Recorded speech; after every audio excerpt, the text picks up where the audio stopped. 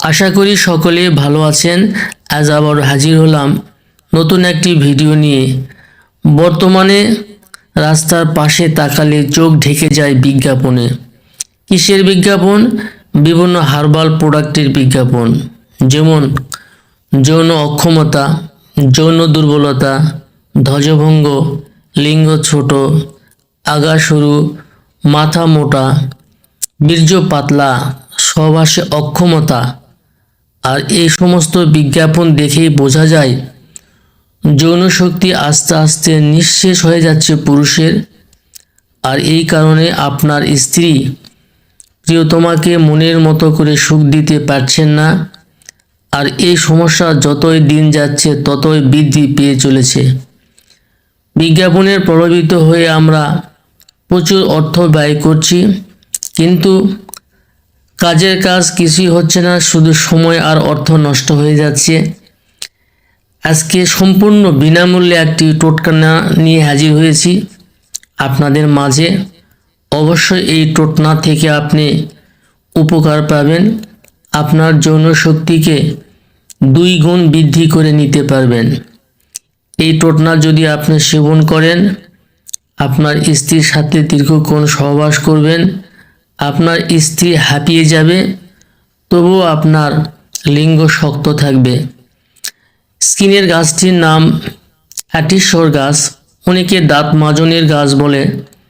যদি আপনার বাড়ি গ্রামে হয়ে থাকে অবশ্যই আপনি চিনে গেছেন এবং অতি সহজেই পেয়ে যাবেন। আর যদি আপনার বাড়ি শহরে হয়ে থাকে, গ্রামের আশেপাশে বা শহরের আশেপাশে আপনি খোঁজ করলে পেয়ে যাবেন। খুবই কার্যকরী একটি ভেষজ, যৌন রোগের জন্য, যৌন সমস্যা নিরাময়ের জন্য। এই গাছটি সংগ্রহ করে যদি আপনি ওষুধ তৈরি করতে পারেন, তাহলে আপনার যৌন ক্ষমতা 2 গুণ বৃদ্ধি পাবে। আপনি ঘন্টার পর ঘন্টা যৌন মিলন করতে পারবেন, তবু আপনার লিঙ্গের তেজ কমবে না।